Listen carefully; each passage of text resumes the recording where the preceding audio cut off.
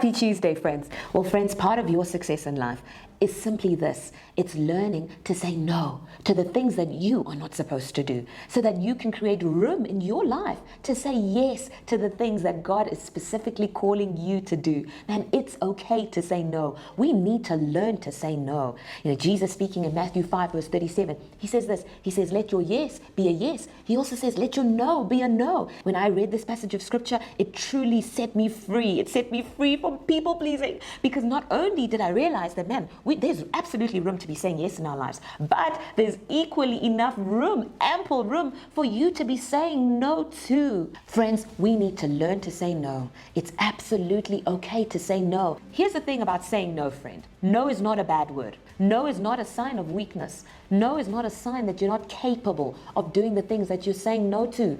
No also doesn't mean that you're being mean to the people that you're saying no to. It also doesn't mean that you don't care about the people that you're saying no to. In fact, many times, no and saying no, man, it's enough, because no is a complete sentence. You need to learn to say no. It's absolutely okay to say no, because every no that we say is an opportunity to say yes to the things that absolutely matter the most. I came across a really interesting statistic, and the statistic says this. It says that 85% of what you can do, someone else can do. It also says 10% of what you do, you can train someone else to do. But here's the kicker. It says 5% of what you do, you and only you can do. And 5% is that space where you're going to shine. 5% is that space that really you've been graced for, the place or the space or the things where you're going to make the most impact. But here's something that's really sad. Most people never get to this 5%, the 5% of what they're graced to do. Why? Because they haven't learned how to say no to the things that they are not supposed to do. They haven't learned how to say no to the 85% that someone else can do, to the 10% that, man, they can train someone else to do.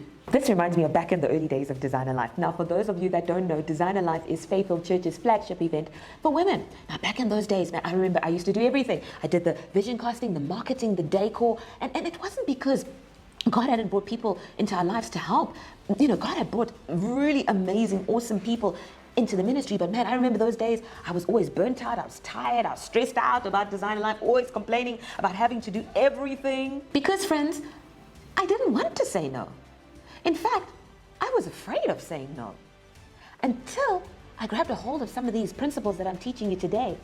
And I learned not only to let go, but I learned to say no. I learned to say no to the things that I was not supposed to be doing. This created room, this created space in my life to say yes to my 5%, to say yes to the things that I was specifically graced to do. And when it came to Designer Life, man, I began to say yes to vision casting. I began to say yes to my 5% of training others, you know, teaching. I could say yes, all because I learned to say no.